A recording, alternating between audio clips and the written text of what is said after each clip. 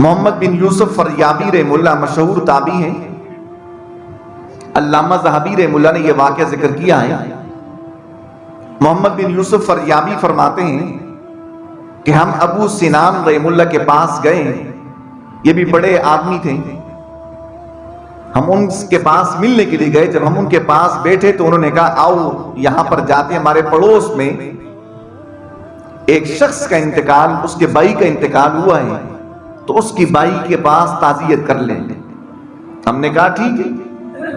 ہم تعزیت کے لیے گئے تو وہ انتہائی روتا رہا. ہم نے تسلی دی، تعزیتی کلمات کہیں، لیکن پھر بھی وہ روتا رہا. ہم نے کہا کیا بات ہے؟ آیا آپ کو اس بات پر یقین نہیں کہ موت برحق چیز اس سے چھٹکارا نہیں؟ انہوں نے کہا ہے لیکن میں وہ رو رہا ہوں اس بات پر جو میرے بھائی کو عذاب ہو رہا ہے. ہم نے کہا کیسے؟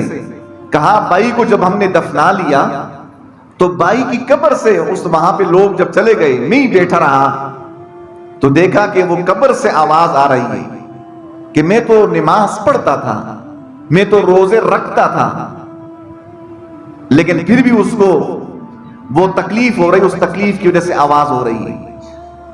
فرمائے چونکہ ایک پدری تعلق تھا، بھائی کا رشتہ تھا، تو وہ یہ کہ میں نے مٹی ہٹائی، قبر کھولا تو میرے بھائی کو بٹھایا ہوا ہے اور اس کے گلے میں توق ڈالا ہوا ہے، پاؤں سے باندھا ہوا، زنجیر ڈالی ہوئی ہے.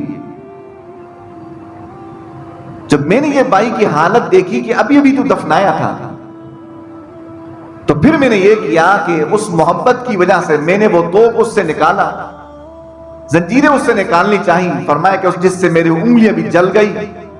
یہ محمد بن یوسف فریابی رحمہ اللہ فرماتے ہیں ہم نے اس کی خود دیکھا، اس کے ہاتھ کو جس کی انگلیاں جل کر وہ سیاہ ہوئی تھی. تو پھر اس نے کہا کہ میں اپنے اس کے اوپر بھی حیران ہوا کہ مجھے بھی تکلیف ہوئی. پھر میں نے اس کے اوپر مٹی ڈالی تو محمد بن یوسف فریابی رحمہ اللہ نے فرمایا کہ ہم نے اس سے کہا کہ یہ کیوں؟ کہا یہ اپنے مال سے زکوٰۃ ادا نہیں کرتا تھا. نماز تو پڑھتا تھا، روزے رکھتا تھا، لیکن زکوٰۃ کی ادائیگی کا اہتمام نہیں کرتا تھا.